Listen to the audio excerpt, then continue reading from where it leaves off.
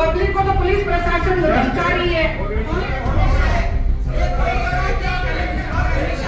हम सब जानते हैं, आप हमें बाहर निकाल सकते हो रूल्स के हिसाब से। आप कौन उठाओगे जिम्मेदारी के साथ? आपके कोई व्हाट्सएप कॉल आया होगा तो मेरे से मिस रहा होगा। नहीं, चोरी कर रहे हैं, उसको तो फ्री कर दिया, गाय पे कार्रवाई हो रही है, पता कर लीजिए आप। ये क्या ये फर्क तो नहीं, गवर्नमेंट ये तो नहीं कह रही है एक चोर को छोड़ दो और दूसरे जो पास गए वो एमएलए साहब की मुर्गों की भेड़ों की सारी लिस्ट दे देते मेरे संज्ञान में है कि ट्रेलर कोई खंबा से भरा हुआ आ रहा है। आपने फोन किया था? हाँ फोन किया था मेरे पास। संज्ञान में कैसे आया आप? संज्ञान में नहीं तो मेरे पे भाव तो पड़ता नहीं। देखिए, जिला परिषद की पहली बैठक मेरा सांसद निर्वाचित होने के बाद में पहली बैठक थी। सबसे पहले तो मैं धन्यवाद दूंगा सभी जैसलमेर वासियों को, सभी संसदीय क्षेत्र के लोगों को कि मुझे सांसद बनाया। इसके लिए आपका बहुत बहुत आभार सभी का। आज जनहित मुद्दों को लेकर जो जिला परिषद की आम बैठक होती है वैसे ही आज बैठक थी और नए वित्तीय वर्ष के कार्यों का उद्बोधन करना था, उसके लिए बैठक थी और जनरल समस्याओं के बारे में डिस्कशन हुआ।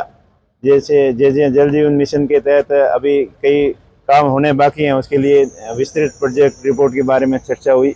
उसके और किसानों के संबंधित बिजली की जो समस्याएं, कृषि कनेक्शन से संबंधित जो समस्याएं, घरेलू कनेक्शन की है, इन सभी मुद्दों को लेकर विस्तृत चर्चा हुई। पीएचडी, पीडब्ल्यूडी सभी डिपार्टमेंटों की चर्चा हुई और विशेषकर नहरी फॉक्स के ऊपर ध्यान के विशेष चर्चा की गई कि ये जो कच्चे नाले हैं उनको पक्के बनवाए जाएं और वहाँ स्कूल की व्यवस्था है, सड़क की व्यवस्था है, उन सुविधाओं को लागू किया जाए ताकि नहरी क्षेत्र के अंदर लोग स्थायी रूप से निवास कर सकें और जैसलमेर जिले का और अधिक विस्तार हो सके, विकास हो सके।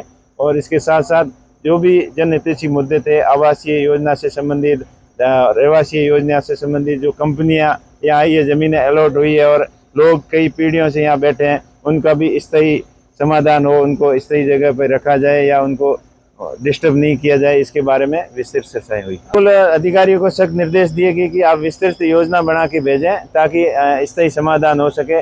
ऐसा नहीं हो कि एक बार टेम्परेरी खाना पूर्ति कर दी और बाद में पानी की किल्लत वैसी की वैसी रहे। तो इसके लिए विस्तृत योजना बना के, डीपीआर बना के आप भेजें और जो योजनाएं चल रही है उसके अंदर क्वालिटी का काम हो, चाहे पीएचडी का काम हो, पीडब्ल्यूडी का हो, चाहे किसी भी डिपार्टमेंट के काम हो, उनके क्वालिटी के ऊपर विशेष ध्यान दिया जाए। विशेष करके सड़कों की क्वालिटी है और पीएचडी के काम है, टंकियां बन रही है, नई लाइनें डाल रही हैं। अगर क्वालिटी का काम सही नहीं होगा तो वो आगे लंबा नहीं टिकेगा और स्थायी समस्याओं का स्थायी समाधान नहीं होगा। इस बारे में विस्तृत चर्चाएं हुई। भ्रष्टाचार के बारे में उनको सख्त निर्देश दिए कि ऐसी अनियमितताएं आगे नहीं हो।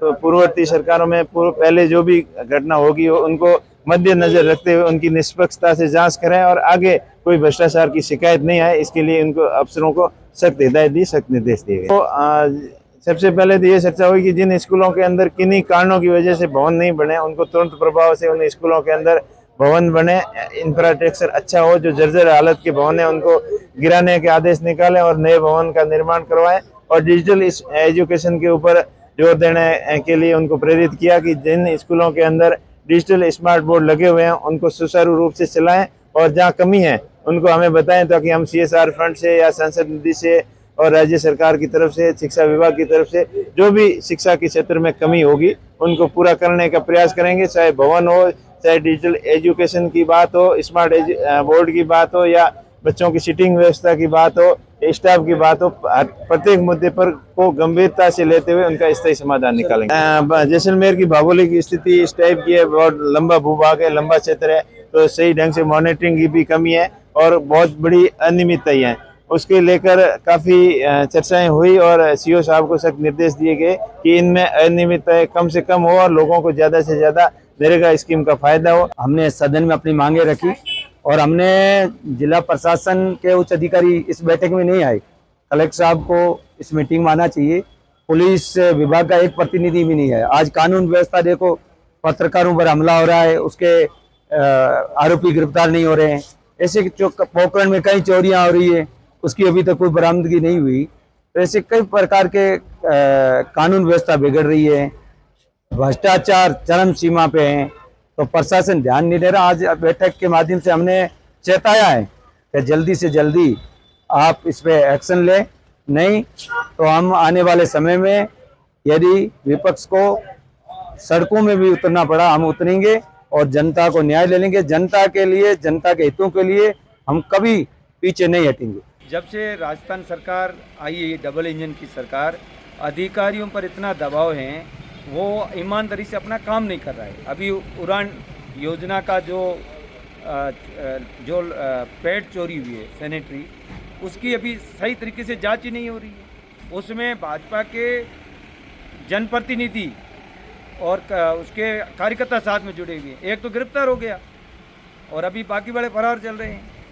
तो ये पानी का सिस्टम है, जो लोगों को पानी पिलाने की बात है, वो अपने मंडल अध्यक्षों को सौंप दिया काम। इस प्रकार से ये खुलेआम भ्रष्टाचार और लूट मचा रखी है।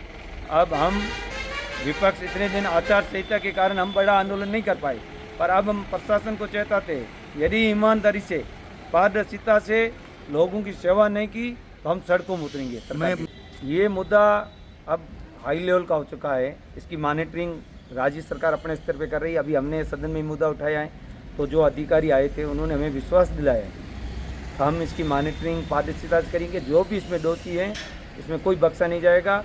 और हम विपक्ष भी, हमारी कांग्रेस पार्टी भी, इस पर हम पूरी निगरानी रख रहे हैं। तो पारदर्शिता से जांच हो रही नहीं हो रही है, आरोपियों को गिरफ्तार कर रहे नहीं रह रहे हैं। यदि नए आरोपियों को गिरफ्तार करेंगे, आरोपियों को बचाने की कोशिश करेंगे, तो हम जनता के सामने सच्चाई ला के बताएंगे कि ये आरोपी है।